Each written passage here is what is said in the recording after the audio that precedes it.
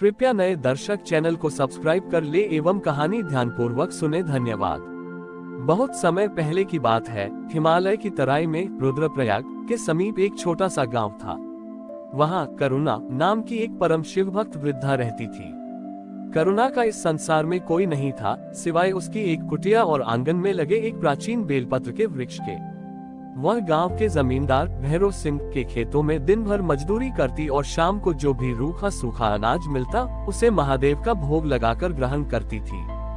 करुणा का नियम था कि वह रोज सुबह उठकर उस बेलपत्र के वृक्ष की छाल और पत्तों से एक दिव्य रस तैयार करती और उसे जल में मिलाकर पास के शिवालय में अर्पित करती थी। वह कभी भगवान से अपनी गरीबी या अकेलेपन की शिकायत नहीं करती थी। जमींदार भैरव सिंह अत्यंत क्रूर और लालची व्यक्ति था। उसके पास धन की कोई कमी नहीं थी, लेकिन उसके मन में शांति नहीं थी। वह अक्सर करुणा की निश्चल भक्ति को देखकर चिढ़ता था और कहता, करुणा, तू दिन भर उस पत्थर के सामने सिर पटकती है, फिर भी तेरे पास खाने को ढंग से अनाज नहीं है। देख मुझे, मेरे पास सब कुछ है। करुणा हमेशा शांत रहकर उत्तर देती, मालिक, धन दौलत तो आज है कल नहीं, पर मेरे महादेव जो संतोष का धन मुझे देते हैं उसे कोई चोर चुरा नहीं सकता। एक बार उस राज्य में एक अद्भुत और रहस्यमयी बीमारी फैली। जो भी उस बीमारी की चपेट में आता उसका शरीर धीरे धीरे शिथिल होने लगता। वैद्यों के पास इसका कोई इलाज नहीं था। देखते ही देखते जमींदार भैरव सिंह का इकलौता पुत्र भी इस बीमारी की चपेट में आ गया। भैरव सिंह ने दूर दूर से बड़े बड़े राजवैद्यों को बुलाया, भारी धन खर्च किया, लेकिन उसके पुत्र की स्थिति बिगड़ती ही गई। उसी रात करुणा को सपने में महादेव के गण का आभास हुआ, जिसने उससे कहा, करुणा, तुम्हारे आंगन में जो बेलपत्र का वृक्ष है वह कोई साधारण वृक्ष नहीं है। तुम्हारी सदियों की निश्चल सेवा और आंसुओं से सींचे जाने के कारण उसमें एक दिव्य संजीवनी अंश आ चुका है। उसके पत्तों और छाल का रस ही इस बीमारी का एकमात्र काट है। सुबह उठते ही करुणा ने तुरंत उस रस को तैयार किया। वह सबसे पहले उस रस को लेकर जमींदार भैरव सिंह के महल की ओर दौड़ी।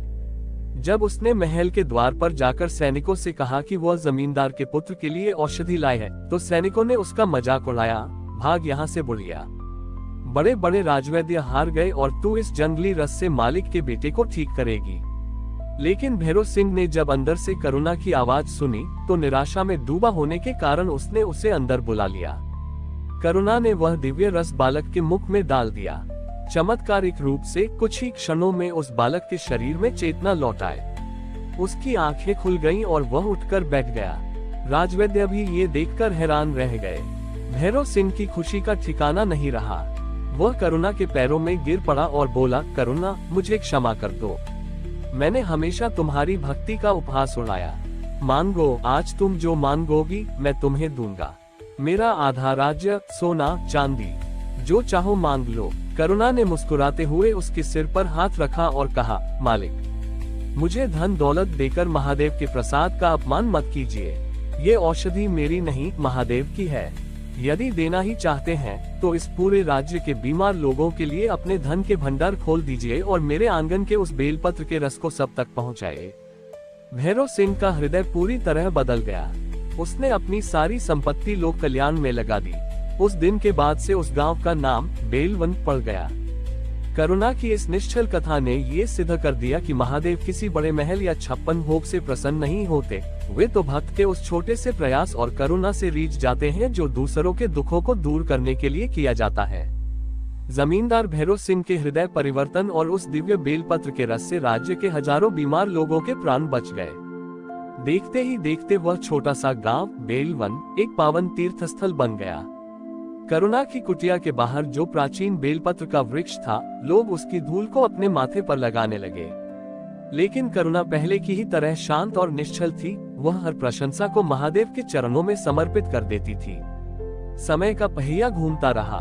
वृद्ध करुणा ने एक दिन सावन की पूर्णिमा के दिन उस बेलपत्र के वृक्ष की छांव में अपने प्राण त्याग दिए और शिवलोक को प्रस्थान कर गई। उनके जाने के बाद भैरव सिंह ने उस कुटिया और वृक्ष के चारों ओर एक अत्यंत सुंदर श्री विल्वेश्वर महादेव मंदिर का निर्माण करवाया। कई वर्ष बीत गए। भैरव सिंह के बाद उनके पुत्र कीर्ति सिंह ने शासन संभाला। कीर्ति सिंह अपने पिता की तरह परोपकारी तो था, लेकिन वह स्वभाव से थोड़ा कमजोर और शर्मीला था। इसी कमजोरी का लाभ उठाने के लिए पड़ोसी राज्य के लालची और पराक्रमी राजा वज्रबाहु ने एक विशाल सेना के साथ बेलवन राज्य पर आक्रमण कर दिया। वज्रबाहु का उद्देश्य केवल राज्य जीतना नहीं था, बल्कि उसने सुना था कि बेलवन के बिल्वेश्वर मंदिर में एक ऐसा दिव्य बेलपत्र का वृक्ष है जिसके पत्तों में चमत्कारी शक्तियां हैं। वह उस वृक्ष को उखाड़कर अपने राजमहल में लगाना चाहता था। वज्रबाहु की सेना ने बेलवन को चारों तरफ से घेर लिया। संख्या में कम होने के कारण कीर्ति सिंह की सेना हारने लगी। राजा वज्रबाहु अपनी विजय के मद में चूर होकर सीधे श्री बिल्वेश्वर मंदिर के प्रांगण में जा पहुंचा। मंदिर के भीतर केवल कुछ वृद्ध पुजारी और गांव के असहाय लोग शरण लिए हुए थे। वज्रबाहु ने अपनी भारी तलवार निकाली और मुख्य पुजारी से कहा, हटाओ इन सबको यहाँ से और अपने सैनिकों को हुक्म दो कि इस बूढ़े पेड़ को जड़ से उखाड़कर मेरे रथ पर लाद दें। ये दिव्य वृक्ष अब से मेरे महल की शोभा बढ़ाएगा।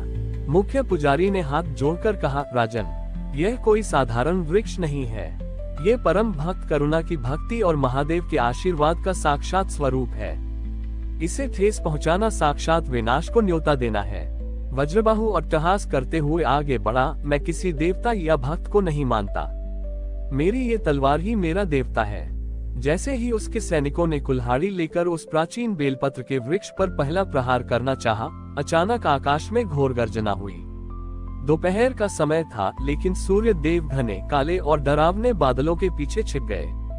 पूरे परिसर में एक ऐसी भीषण आंधी चली कि वज्रबाहु के सैनिक अपनी जगह से हिल भी नहीं पा रहे थे।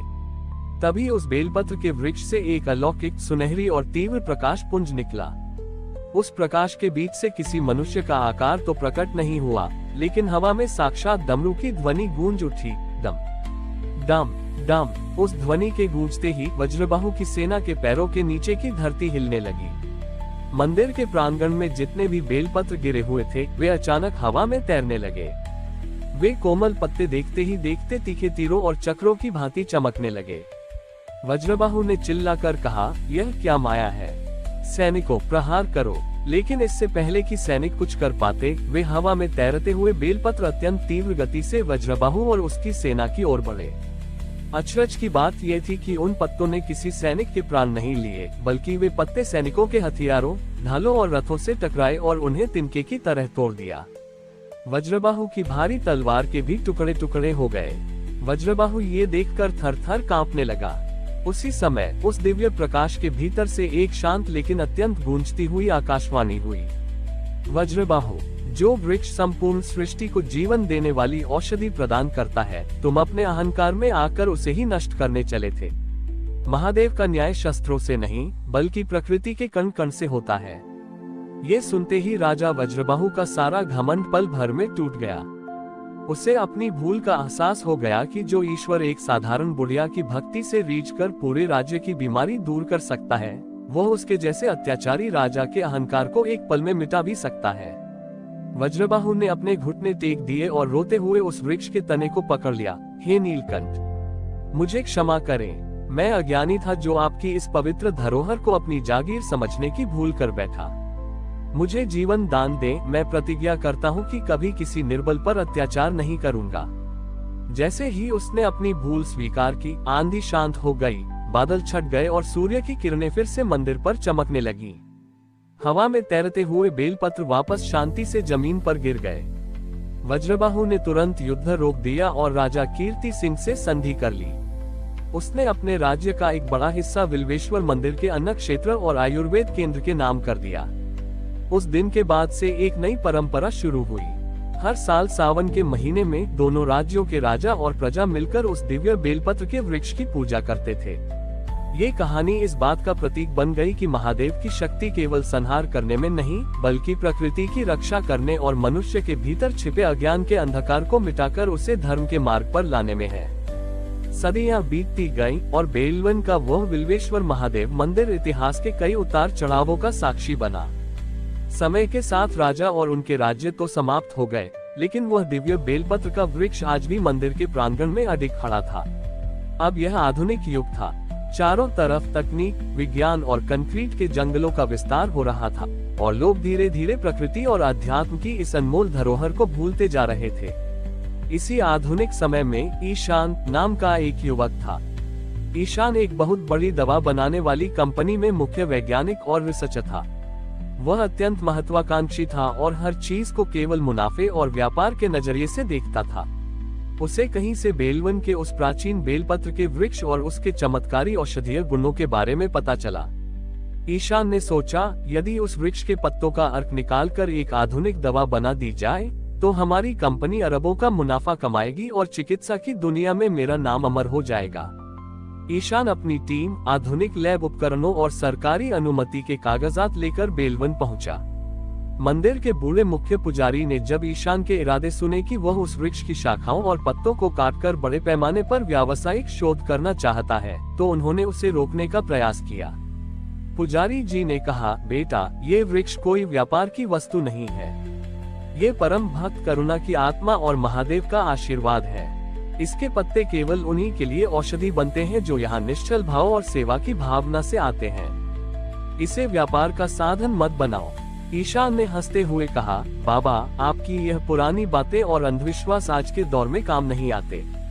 विज्ञान भाव को नहीं, फॉर्मूले को मानता है। मेरे पास कानूनी अधिकार है और मैं इस पर रिसर्च करके रहूंगा। ईशान ने अपनी टीम को आदेश दिया कि वे वृक्ष के पत्तों और छाल के नमूने इकट्ठा करें। वैज्ञानिकों ने जैसे ही अत्याधुनिक कटर मशीनों से वृक्ष की एक छोटी सी टहनी को काटना चाहा, मशीनों के ब्लेड अचानक टूट गए। ईशान को लगा कि शायद मशीनों में कोई खराबी है। उसने स्वयं एक नुकीली कैंची उठाई और एक पत्ते को काटने के लिए हाथ आगे बढ़ाया। जैसे ही कैंची ने उस पत्ते को छुआ, उस कोमल पत्ते से पानी या रस निकलने के बजाय एक अत्यंत तीव्र दिव्य गंध निकली जो पूरे वातावरण में फैल गई। उस गंध के प्रभाव से ईशान की टीम के सारे आधुनिक कंप्यूटर, सेंसर और वैज्ञानिक उपकरण अचानक बंद हो गए। उनकी स्क्रीन पूरी तरह सफेद हो गई। ईशान अचंभित रह गया। उसने हार नहीं मानी और उस तोड़े हुए पत्ते को अपनी पोर्टेबल टेस्ट ट्यूब में डालकर अपनी कार की तरफ भागा। वह शहर की मुख्य लैब में जाकर इसकी जांच करना चाहता था, लेकिन जैसे ही वह कार में बैठा, उसका सिर जोर से चकराने लगा। उसे अचानक वही रहस्यमयी बीमारी के लक्षण महसूस होने लगे जिसका जिक्र प्राचीन इतिहास में था। उसका शरीर शिथिल होने लगा, हाथ पैर सुन्न हो गए और वह कार से बाहर गिर पड़ा। उसकी टीम के लोग घबरा गए। उन्होंने ईशान को उठाने का प्रयास किया, लेकिन उसकी स्थिति पल पल बिगड़ती जा रही थी। कोई भी आधुनिक दवा उस पर काम नहीं कर रही थी। बूढ़े पुजारी जी ईशान के पास आए। उन्होंने अत्यंत करुणा से ईशान के सिर पर हाथ रखा और कहा, ईशान, मैंने कहा था ना कि महादेव का ये प्रसाद व्यापार के लिए नहीं, परोपकार के लिए है। तुमने अपने ज्ञान के अहंकार में आकर उस चेतना को चुनौती दी है जो इस सृष्टि को चलाती है। ईशान, जो कुछ समय पहले तक विज्ञान के घमंड में चूर था, अब असहाय होकर अपनी मौत के करीब था। उसकी आंखों से आंसू बहने लगे। उसने कांपती हुई आवाज में पुजारी जी से कहा, मुझे क्षमा कर दीजिए बाबा। मुझे अपनी भूल का एहसास हो गया है। मैं प्रकृति और ईश्वर की इस शक्ति को छोटा समझ बैठा था। यदि मैं ठीक हो गया तो मैं इस ज्ञान का उपयोग व्यापार के लिए नहीं, बल्कि निस्वार्थ सेवा के लिए करूंगा। पुजारी जी ने मुस्कुराकर उस प्राचीन वृक्ष के पास गिरे हुए एक सूखे बेलपत्र को उठाया, उसे मंदिर के पवित्र जल में घिसा और उसका 2 बूंद रस ईशान के मुख में डाल दिया। चमत्कारिक रूप से रस के गले से नीचे उतरते ही ईशान के शरीर का कंपन बंद हो गया। उसकी शिथिलता दूर हो गई और वह पूरी तरह स्वस्थ होकर उठ खड़ा हुआ।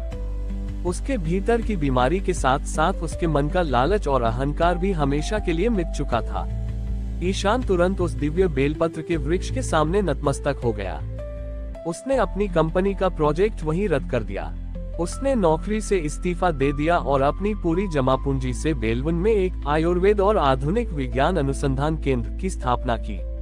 अब वह उस वृक्ष को नुकसान पहुंचाए बिना केवल उसके स्वतः गिरे हुए पत्तों पर शोध करता और उससे मुफ्त दवाएं बनाकर गरीबों में बांटता था।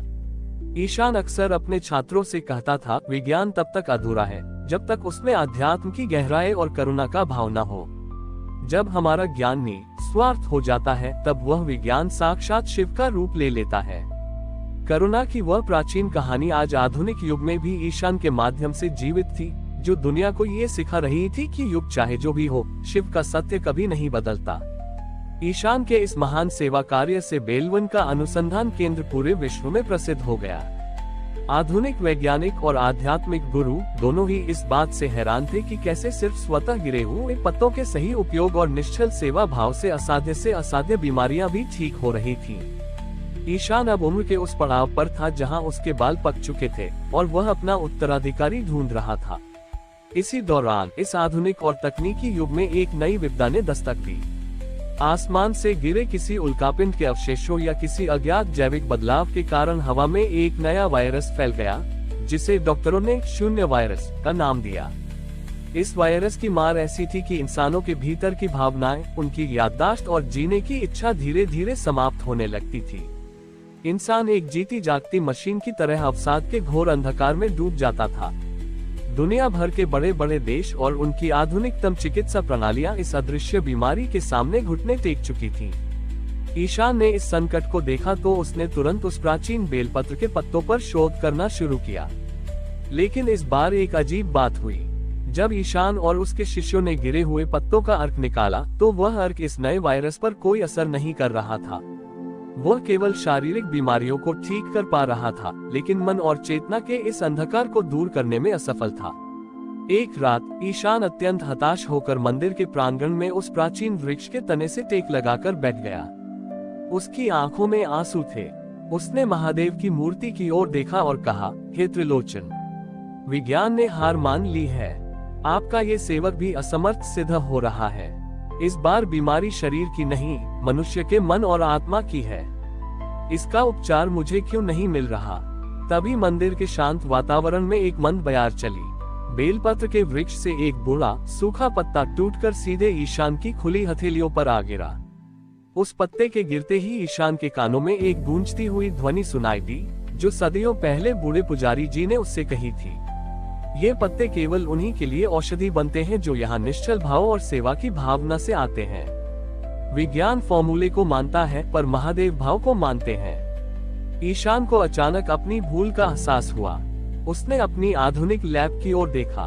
वह समझ गया कि भले ही उसका उद्देश्य परोपकार का था, लेकिन वह अभी भी इस दिव्य औषधि को केवल एक रासायनिक फॉर्मूले और दवा की तरह देख रहा था। वह भूल गया था कि मन की बीमारी का इलाज केवल रसायन से नहीं, बल्कि उस परम चेतना के संगीत और सामूहिक श्रद्धा से हो सकता है। अगली सुबह ईशान ने एक बहुत बड़ा निर्णय लिया। उसने दवाइयां बनाने वाली मशीनें बंद कर दी। उसने दुनिया भर से आए अवसाद और इस वायरस से पीड़ित लोगों को मंदिर के विशाल प्रांगण में उस प्राचीन बेलपत्र के वृक्ष और बिल्वेश्वर महादेव की मूर्ति के चारों ओर बिठाया। ईशान ने स्वयं अपने हाथों से उस बेलपत्र के पत्तों को पानी में घिसा और उसमें गंगाजल मिलाया। उसने कोई दवा नहीं बांटी, बल्कि उसने वहां उपस्थित हजारों पीड़ित लोगों से कहा, अपनी आंखें बंद करो। भूल जाओ कि तुम किसी बीमारी से लड़ रहे हो। बस इस ब्रह्मांड की सबसे पहली ध्वनि को अपने भीतर गूंजने दो। ईशान ने स्वयं डमरू उठाया और उसे बजाना शुरू किया। उसके साथ ही मंदिर के शंख और घंटियां गूंज उठी। हजारों कंठों से एक साथ महामृत्युंजय मंत्र का नाद हुआ, त्र्यंबकम यजामहे सुगंधिम पुष्टिवर्धनम। जैसे जैसे मंत्रों की ध्वनि और डमरू का नाद गहरा होता गया, वैसे वैसे उस प्राचीन बेलपत्र के वृक्ष से एक अलौकिक अदृश्य ऊर्जा की तरंगें निकलने लगी। उस ध्वनि के कंपन से हवा में मौजूद वह घातक वायरस निष्प्रभावी होने लगा। लोगों के चेहरों पर जो सन्नाटा और उदासी थी, वह धीरे धीरे गायब होने लगी। उनकी बंद आंखों से आंसुओं की धारा बह निकली, जो उनके भीतर जमा सदियों के तनाव और अवसाद को बहा ले गई। जब प्रार्थना समाप्त हुई, तो ईशान ने उस पवित्र जल और बेलपत्र के रस के मिश्रण को प्रसाद के रूप में सबके ऊपर छिड़का और सबको ग्रहण कराया।